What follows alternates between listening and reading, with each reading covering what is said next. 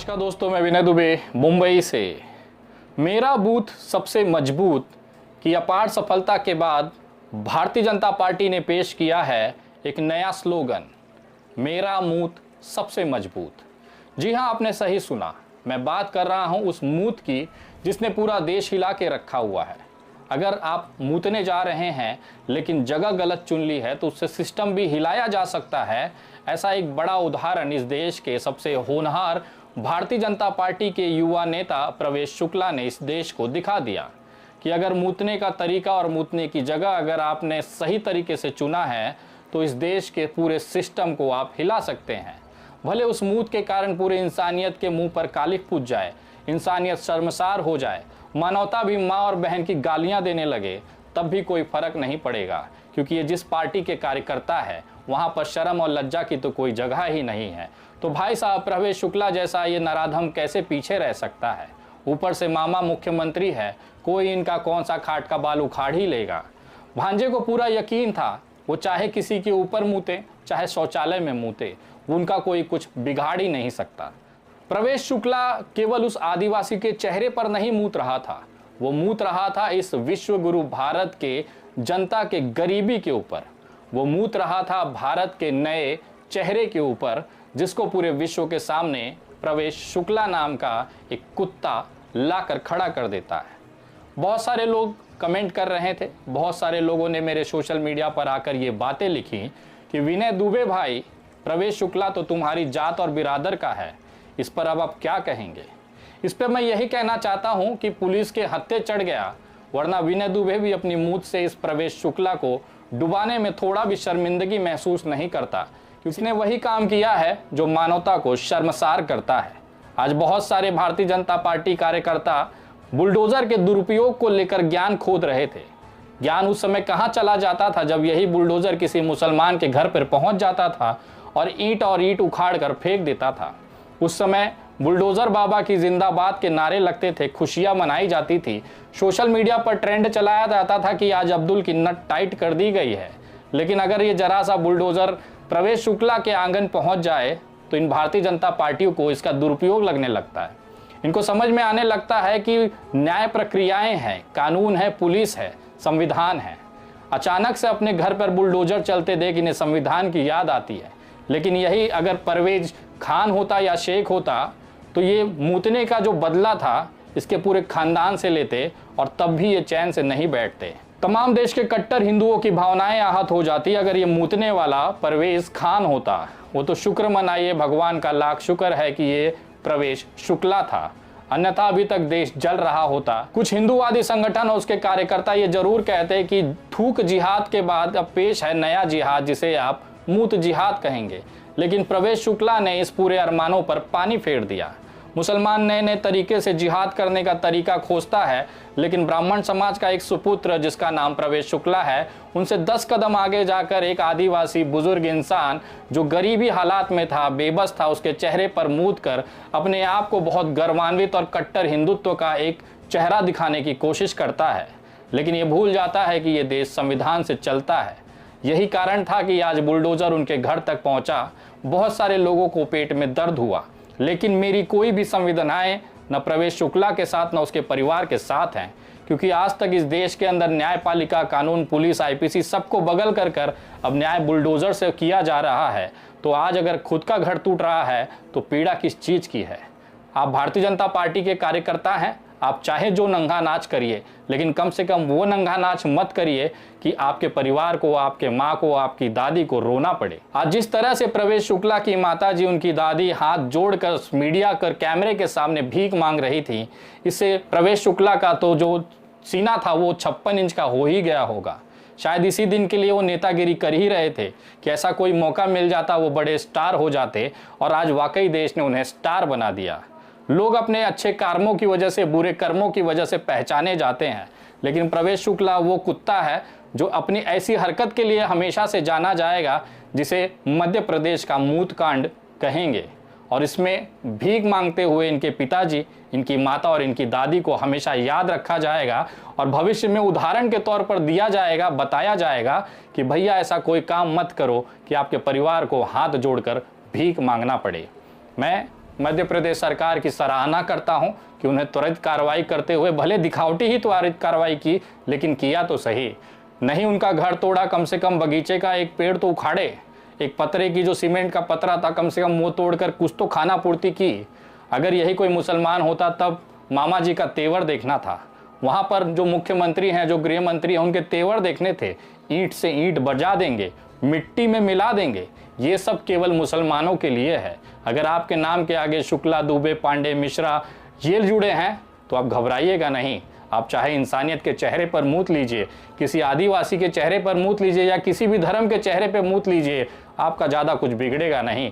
घर में 2-4 पेड़ जरूर लगाइएगा, क्योंकि सरकार को कार्रवाई दिखाने के नाम पर आपके जो बगीचे का पेड़ है वो उखाड़ के वो अपनी पीठ जरूर थपथपाएंगे कि हमने समय रहते त्वरित कार्रवाई की। करंट की तेजी के साथ दौड़ते हुए बुलडोजर गया और प्रवेश शुक्ला के आंगन का एक पेड़ उखाड़कर हमने उसे कठोर से कठोरतम सजा दे दी। ये उस देश का मैं दृश्य बता रहा हूं जहां पर जात और धर्म के नाम पर अपराधी नहीं देखे जाते, लेकिन प्रवेश की जगह परवेज हो जाए तो माहौल बदल जाता है। भारतीय जनता पार्टी को वो मौका मिल जाता है जिसमें वो अपना विधवा आलाप करना शुरू कर देती है। बहुत सारे संगठनों के पेट में दर्द होने लगता है, सड़क पर उतरकर तांडव करेंगे, तलवारें लहराई जाएंगी, नारे लगाए जाएंगे, लेकिन ये सारा चीज इस बार मौका नहीं मिला क्योंकि परवेज नहीं था, प्रवेश था। लेकिन इस सब के बीच में बहुत सारी ऐसी खबरें थी जो दब गई। अब जो खबर मैं आपको बताने जा रहा हूं ये हमारे इंसानियत और संविधान के हिसाब से सबसे बेहतरीन खबर है, लेकिन भारतीय जनता पार्टी के लिए ये बुरी खबर है। खास तौर पर उस संगठन के लिए जो खुलेआम हिंसा करने के लिए, कत्लेआम करने के लिए तलवारें लहराकर किसी एक धर्म विशेष के प्रार्थना स्थल के बाहर मुजरा करते हुए दिखाई देते होंगे, उनके लिए ये खबर बहुत मायने रखती है। क्योंकि ये खबर जुड़ी है आज से कुछ साल पहले की झारखंड की एक घटना को लेकर, जिसे आप तबरेज अंसारी की मॉब लिंचिंग के नाम से जानते हैं। मैं जानता हूं ये नाम को आप भूल चुके होंगे। कुछ यादें ताज़ा करने के लिए मैं अगर उदाहरण दूं तो तबरेज अंसारी नाम के एक लड़के को एक पेड़ से बांधकर झारखंड में कुछ कुत्तों ने घेर कर पीट पीट कर मार डाला था। वो सोच रहे थे कि भारत में भारतीय जनता पार्टी की संविधान है, भारतीय जनता पार्टी के लोग, उनके कार्यकर्ता, ये दल वो दल, ये संगठन वो संगठन, तमाम लोग उनके साथ हैं और मुसलमान को मारकर उन्होंने वीरता का काम किया है। लेकिन वो भूल गए थे कि ये देश संविधान से चलता है। आज उन तमाम तबरेज अंसारी के हत्यारों को धारा 304 के तहत दोषी करार दिया गया और 10 साल की कठोरतम सजा दी गई। इसके साथ में कुछ लोगों को, कुछ अपराधी उसमें थे जिसको 15,000 रुपये का जुर्माना भी लगाया गया।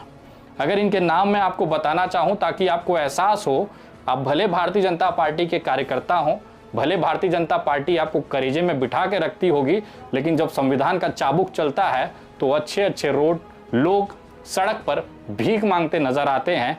जैसे ये कुछ भोसड़ी वाले, आज इनको कोर्ट ने 10 साल की कठोरतम सजा और 15,000 रुपये का जुर्माना लगाया है। इन भोसड़ी वालों का अगर नाम मैं आपको बताऊं तो आप ज़्यादा आश्चर्यचकित नहीं होइएगा, क्योंकि इनके नाम से ज़्यादा आपको ये जानना ज़रूरी है कि ये तमाम जो लोग थे वो भारतीय जनता पार्टी के कार्यकर्ता रहे हैं। ये इंसानियत को कलंकित करने वाला एक साधारण से लड़के को पेड़ में बांधकर, सोचिए हाथ पैर बांधकर 50 लोगों की भीड़ ने क्रूरता के साथ उसे मारा और अपने आप को ये वीर और शेर कट्टर कहते हैं। उनके कुछ नाम मैं आपको दिखाना चाहता हूँ। वो नाम है भीम सिंह मुंडा, कमल महतो, मदन नायक, अतुल महाली, सुनामो प्रधान, विक्रम मंडल, चामू नायक, प्रेमचंद्र महाली और महेश महाली। अब मैं पूछना चाहता हूं उन तमाम इन जो आरोपियों हैं उनके परिवार वालों से, क्या कोई भारतीय जनता पार्टी का आदमी, प्रधानमंत्री, मुख्यमंत्री, गृह मंत्री ये 10 साल की सज़ा से आपको बचा लेगा? एक तबरेज तो चला गया, लेकिन 10 परिवारों को वो इसकी सज़ा दिला गया। उसकी जान तो आप लोगों ने पेड़ में बांधकर हत्या कर ले ली, लेकिन आपकी ज़िंदगी के महत्वपूर्ण 10 साल अब जेल में आप सड़ के बिताएंगे। ये होती है संविधान की ताकत।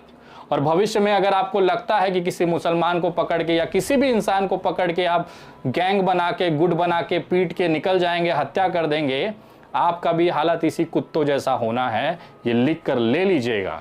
अगर कोई गलतफहमी आपके दिमाग में पल रही होगी कि भारतीय जनता पार्टी के कार्यकर्ता हैं, हमारा कोई क्या ही बिगाड़ लेगा या क्या ही उखाड़ लेगा, तो प्रवेश शुक्ला का घर टूटता हुआ देख लीजिएगा। रासुका जैसी गंभीर धाराओं में उसको गिरफ्तार करके जेल में ठूसा गया है।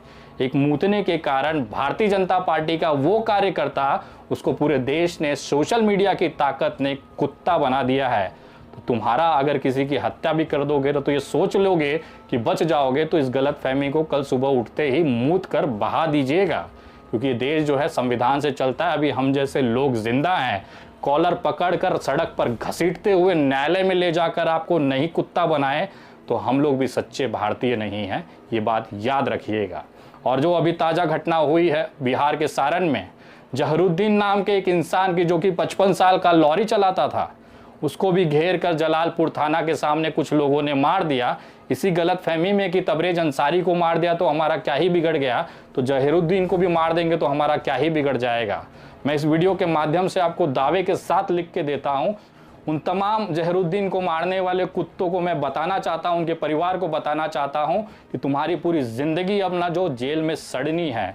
कोई माइका लाल ने इस धरती पर जन्म नहीं दिया जो इन कुत्तों को, जिन्होंने घेर कर एक लंगड़े इंसान को, जो 55 साल का बुजुर्ग था, अपनी रोजी रोटी के लिए अपना काम कर रहा था, उसको घेर कर कुत्तों जैसा रात के अंधेरे में मारने वाले ये साले डरपोक भड़वे, इनकी तो पूरी ज़िंदगी जेल में नहीं सड़ाई हम लोगों ने, तो हम एक बाप की औलाद नहीं है।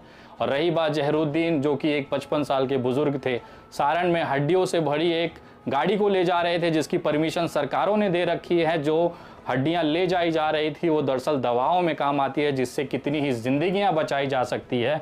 उन तमाम जिंदगियों को बचाने में अपना कार्य कर्तव्य करते हुए जहरुद्दीन नाम के 55 साल के एक इंसान को ये कुत्ते घेर कर रात के अंधेरे में मार देते हैं और अपने आप को बहुत बड़ा वीर समझते हैं।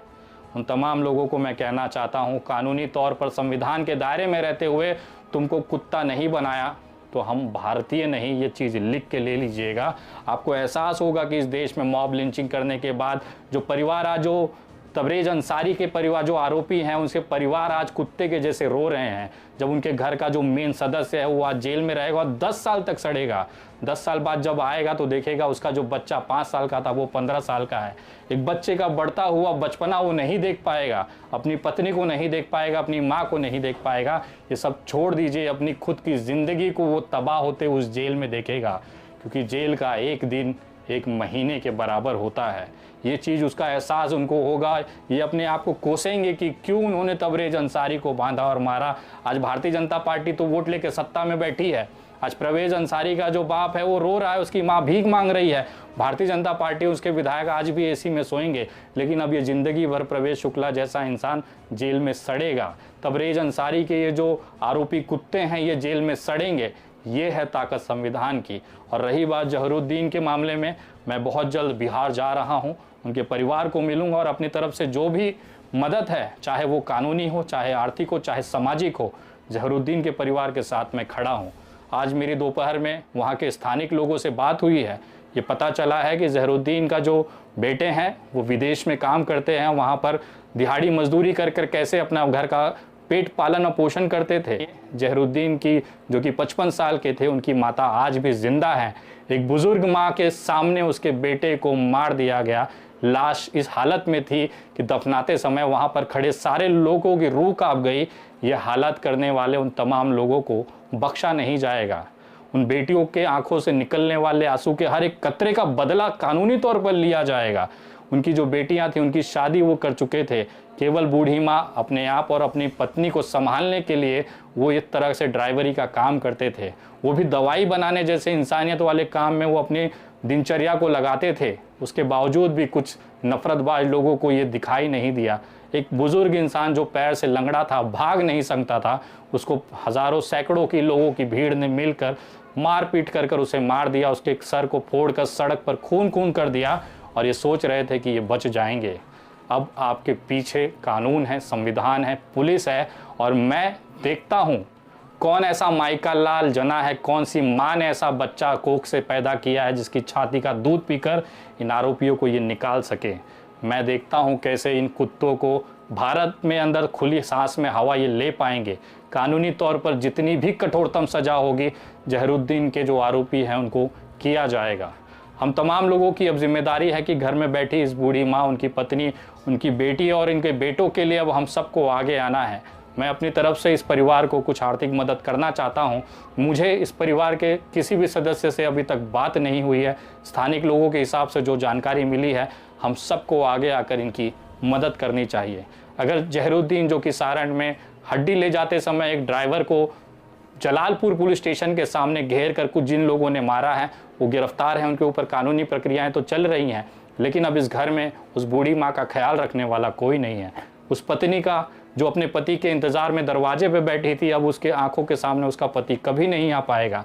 इस पूरे परिस्थिति में एक 55 साल एक बूढ़ी माँ के जो पूरी ज़िंदगी है वो तबाह कर चुके हैं। अब हम सबकी जिम्मेदारी है कि इस परिवार को आगे आकर मदद किया जाए। मैं अपनी तरफ से जो भी मुमकिन मदद है वो करने जा रहा हूँ। बहुत जल्द, अगले 2 ही 3 दिनों के अंदर मैं बिहार यात्रा पे जाऊँगा और जहरुद्दीन के परिवार के उनके घर पर जाकर अपनी शोक संवेदनाएं दूंगा, और जो भी मदद मैं करना चाहता हूं मेरी तरफ से वो गुप्त मदद मैं उनको करूंगा। अगर आप भी इस परिवार को मदद करना चाहते हैं, कुछ आर्थिक तौर पर अगर आप अपने दिल में रखते हैं कि इस बुज़ुर्ग माँ के लिए, इस बेवा पत्नी के लिए, अगर आप इंसानियत को मानते हैं और मानवता में यकीन रखते हैं, तो उस बूढ़ी माँ के आंखों में ज़रा देखिएगा, जो अपने बेटे के इंतकाल के बाद बेबस होकर बैठी हुई है न्याय के लिए। उस पत्नी से पूछिएगा जिसकी पूरी दुनिया उजड़ गई है। इन तमाम लोगों के लिए अब हम सबको आगे आकर इस परिवार को मदद करना है। अगर आप भी इस मुहिम में जुड़कर इस जहरुद्दीन के परिवार को मदद करना चाहते हैं, जिसकी मॉब लिंचिंग सारण में और बिहार में कर दी गई है, तो आप मेरे गूगल पे, फ़ोन पे, पेटीएम और UPI नंबर 9820898898 इस नंबर पर आप दिन के जो भी खर्चे, आपके बेफालतू का खर्चे हैं, उसको रोक कर इस परिवार को आप आर्थिक मदद भेज सकते हैं। अगर आप चाहें तो ये QR कोड जो है स्कैन करके इस पर भी आप मदद भेज सकते हैं। नाम दिखाएगा विनय दुबे। मैं बहुत सारे मेरे YouTube चैनल के भाइयों से कहना चाहता हूं कि आप मेरी वीडियो लगाते हैं, मुझे उस पर कोई आपत्ति नहीं है। आज तक बहुत सारे YouTube चैनल हैं जिन्होंने मेरी वीडियोस लगाई। मैं चाहता हूं कि आप भी कमाएं, आप आगे बढ़ें, आपका चैनल ग्रो करें। लेकिन जब भी आप इस तरह की किसी मदद की वीडियो लगाते हैं तो कृपया आप क्रॉप ना किया करें, वीडियो को छोटा करके ना दिखाया करें, क्योंकि आपके व्यू के चक्कर में, केवल आपको अपने चैनल के चक्कर में आप उस परिवार को मदद नहीं कर पाते हैं जिसके लिए वो वीडियो बनाया जाता है। अगर आप सही में इंसानियत डालते हैं, सही में अगर आपके अंदर मानवता होगी, तो कृपया करके आप वीडियो डालें, मुझे कोई आपत्ति नहीं है। आज तक ना मैंने किसी चैनल पर कॉपीराइट दी है, ना स्ट्राइक किया है। लेकिन मेरा एक निवेदन है कि इस तरह की जो वीडियो होती हैं उसे साबुत जैसा है वैसा ही डालिए। मेरी तरफ से, मेरी टीम की तरफ से कभी भी आपको कॉपीराइट या स्ट्राइक नहीं आएगी, ये मेरा शब्द है। लेकिन कृपया करके जब भी इस तरह की कोई वीडियो होती है, उसमें केवल व्यू पाने के लिए आप वीडियो को ना डालें, उस इंसान को मदद भी पहुंचे, वो भी कोशिश आप करें। ये वीडियो कैसी लगी है कमेंट करके ज़रूर बताएं।